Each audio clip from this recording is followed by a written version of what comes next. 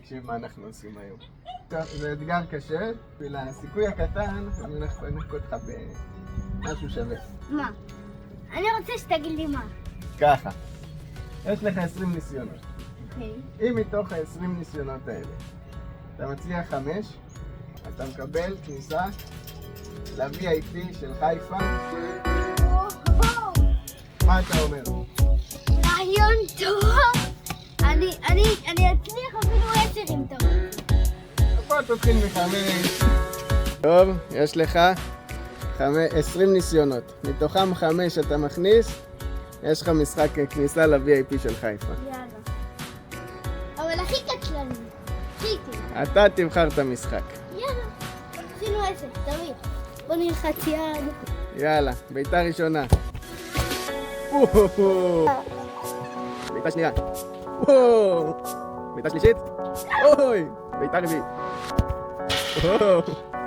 בעיטה חמישית. בעיטה שישית. תהנה מהדרך. אוי! ביט! חלק מדי. בעיטה שיעית כבר. שמע, בשביל המוטיבציה, השאר, הקליעה שהצלחת קודם, לפני שהתחלנו, נחשבת לך. וואו!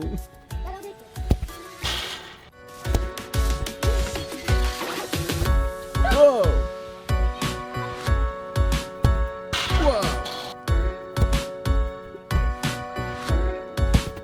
וואו! יש לך 5 בעיטות ואתה צריך 4. וואו! יש לך 4 ואתה צריך 4.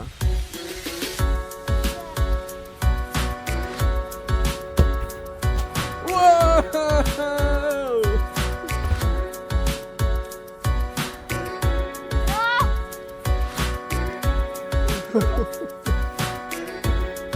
אז מה יש לך להגיד על האתגר?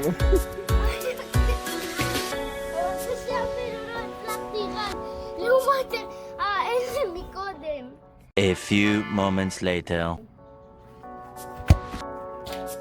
טוב! הצלחת! טוב, עשינו את האתגר הזה, היה כיף, נהנינו.